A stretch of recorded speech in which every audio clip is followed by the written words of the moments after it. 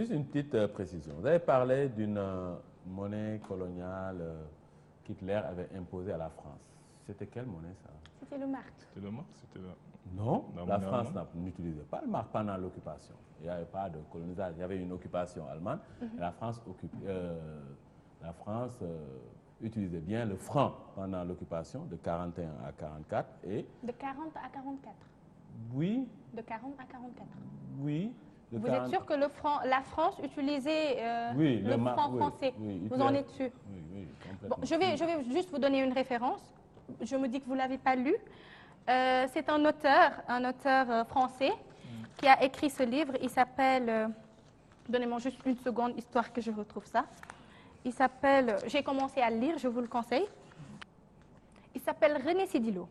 René Sédillo, en 1945, a publié son œuvre qu'il a intitulée « Le franc enchaîné, l'histoire de la monnaie française pendant la guerre et l'occupation ». Et dans ce livre, René Sédillo nous explique que le franc français a été remplacé par le mark. Pas remplacé, non, j'ai fait une petite confusion. Pas remplacé, mais qu'il a été adossé au mark. Comme le franc CFA.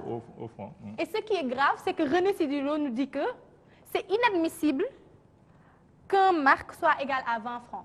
Alors, qu'est-ce que nous, Africains, nous devons dire? N'est-ce pas plus inadmissible qu'un franc CFA soit égal à plus de 650 qu'un euro soit égal à plus de 650 francs. Alors, je vous propose de lire René Sédillo. Au début, c'était 50 francs, après, c'était 100 francs. Par rapport aux dévaluations. Moi, la précision que je faisais, c'était que pendant l'occupation allemande, le mark n'était pas la monnaie en France.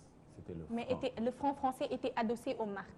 Oui, quand on vous colonise, bien sûr, il y a des mécanismes économiques de la colonisation. Non, ce qu'elle veut dire, c'est qu'ils ont répliqué exactement le même mécanisme. Ils ont répliqué le même système, c'est ce que j'ai dit. C'est vrai. Non, ce n'est pas ce que vous avez dit. Ah bon? Mais c'est ce qu'elle a dit. Hein. Elle n'a pas parlé du mark. Elle n'a pas parlé du mark dans son speech. Oui. Vous voulez une rediffusion, c'est possible? Non, il va voir ça. Ah, d'accord. Il a toujours raison. Mais pour moi, le franc CFA, aujourd'hui, si nous en parlons, c'est parce que quelque part, il y a un travail qui devait être fait et qui n'a pas été fait. Et nous sommes heureux que vous veniez à 20 ans, que vous exprimiez autant de rage contre le franc CFA. Pas de rage, voilà. S'il vous plaît, utilisez un autre mot. Rage, c'est, voilà. Oui, disons d'autodétermination. Je pense que ça vaut mieux, c'est mieux, ça colle mieux avec le combat, d'autodétermination. Alors, il y a certains combats, il faut les mener avec de la rage. Ça s'appelle le racisme, je pense. Non, vous ne pensez pas? Non, la rage. Non, moi, je ne mène pas mon combat avec de la rage. Maintenant, j'écoute vos conseils. J'écoute vos conseils, mais moi, je ne mène même pas le combat avec passion. Je mène le combat avec expertise. Je réfléchis. Et lucidité. Quand je ne comprends pas, je demande. Quand je ne sais pas, je dis que je ne sais pas. Je fais des recherches, je lis. Mais je ne mène ça ni avec rage, ni avec passion. Non. Alors, il y a certains combats, quand on les mène sans rage, on n'ira nulle part. Il faut vraiment sortir de ces tripes une colère sourde, une colère qui explose les chaînes, qui font exploser les chaînes. Une colère légitime. Une colère légitime qui font exploser les chaînes de cette oppression-là.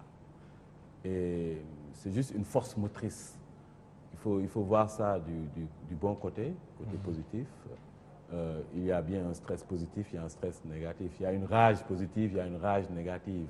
Il faut juste voir ça sous cet angle-là.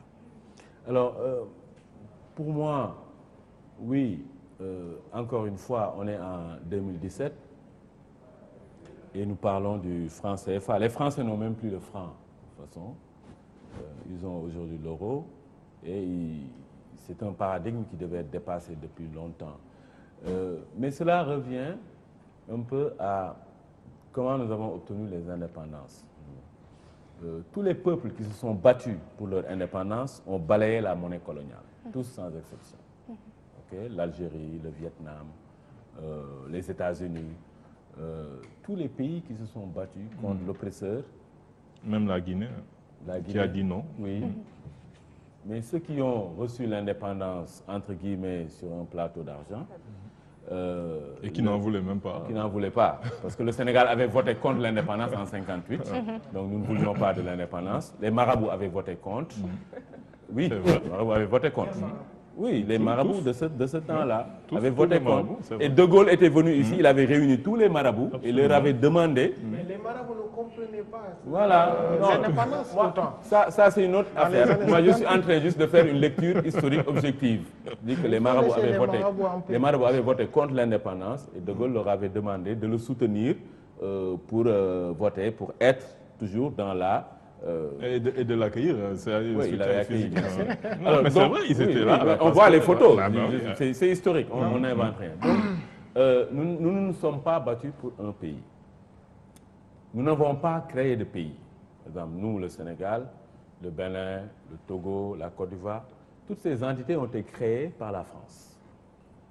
Quand les Français sont venus au Sénégal, il y avait les empires, Djolof, Boundou, Waalo, Kadior, etc.